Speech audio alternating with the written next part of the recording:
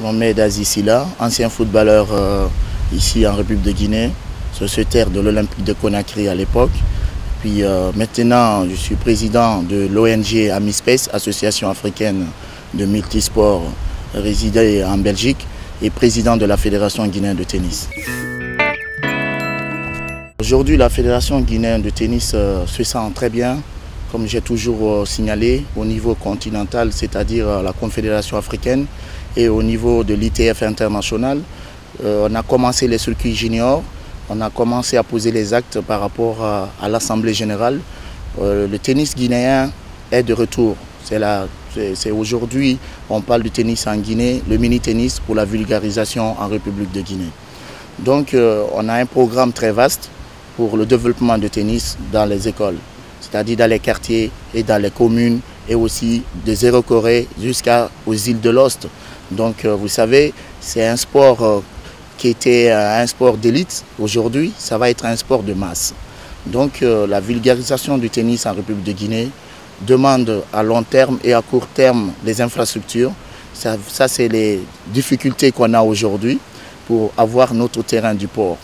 Donc les démarches sont là. On a lancé la balle au niveau du département de tutelle pour nous aider à avoir notre terrain de port pour mettre notre siège social. Donc sur ce, tout va bien pour le moment. Je dirais tout simplement le gouvernement doit faire part à des paiements de cotisations. C'est-à-dire vous avez un système de cotisation que les associations doivent s'acquitter chaque année.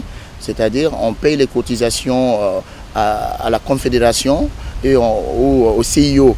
Quand on paye notre cotisation, eux à leur tour, ils viendront nous aider financièrement au niveau des formateurs, des administrateurs, au niveau des encadreurs.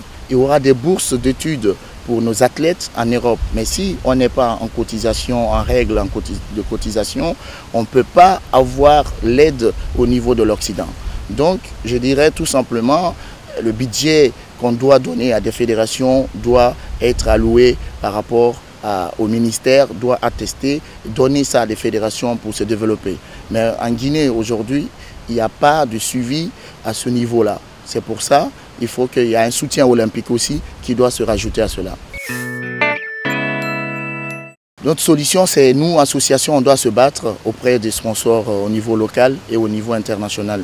Et aussi mettre les animations, c'est-à-dire mettre la visibilité, attirer des grands sponsors.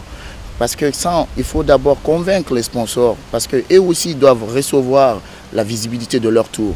Et aussi encourager l'État pour les projets qu'on a en place pour le développement des enfants par le biais du sport, l'insertion socio-professionnelle à l'éducation et à la santé.